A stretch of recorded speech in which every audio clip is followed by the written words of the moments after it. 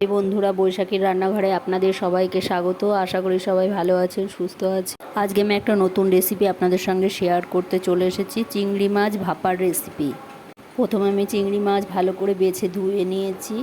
এখানে সর্ষে আর পোস্ত বেটে নেব। এদিকে কাজু আর আমন্ড ভিজিয়ে রেখে দিয়েছি। সর্ষে আর পোস্ত বাটা হয়ে গেছে। এবার লঙ্কা বেটে নেব। যে বাটা হয়ে গেছে, এবার তুলে নেব। এবার আমন্ড আর কাজু বাদাম বেটে নিয়েছি। এবার চিংড়ি মাছের মধ্যে সর্ষে পোস্ত আর লঙ্কা বাটা দিয়ে দিলাম, কাজু বাদাম আমন্ড বাদাম দিয়ে দিলাম, পরিমাণ মতো লবণ দিয়ে দিলাম, পরিমাণ মতো হলুদ দিয়ে দিলাম, আর কাঁচা সর্ষের তেল দিয়ে দিলাম।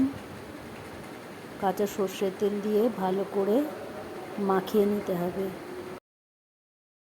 মশলা দিয়ে মাছগুলো ভালো করে মাখিয়ে নিতে হবে। এই যে মাখানো হয়ে গেছে আমার। এই যে আমি একটা টিফিন বক্স নিয়েছি, টিফিন বক্সের ভিতরে ঢেলে দিলাম। 3-4টে কাঁচা লঙ্কা দিয়ে দিলাম। এবার টিফিন বক্সটা ঢাকনা দিয়ে ঢেকে দিলাম। গ্যাসে একটা পাত্র বসিয়ে তার মধ্যে জল দিয়ে স্ট্যান্ড দিয়ে দিয়েছি। এবার টিফিন বক্সটা বসিয়ে দিলাম।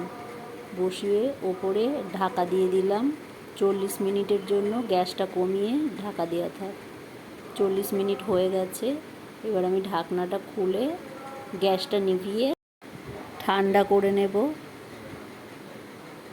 এই যে ঠান্ডা হয়ে গেছে। এবার আস্তে আস্তে টিফিন বক্সটা খুলে নেব। এই দেখুন, আমার চিংড়ি ভাপা তৈরি হয়ে গেছে। এই রেসিপিটি আপনাদের যদি ভালো লেগে থাকে একটা লাইক, কমেন্ট এবং প্রচুর শেয়ার করবেন।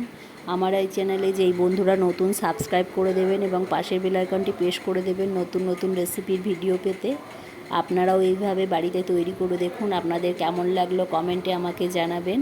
আজকে এই পর্যন্তই। আবার অন্য কোনো দিন অন্য কোনো নতুন রেসিপি নিয়ে আপনাদের সামনে চলে আসবো।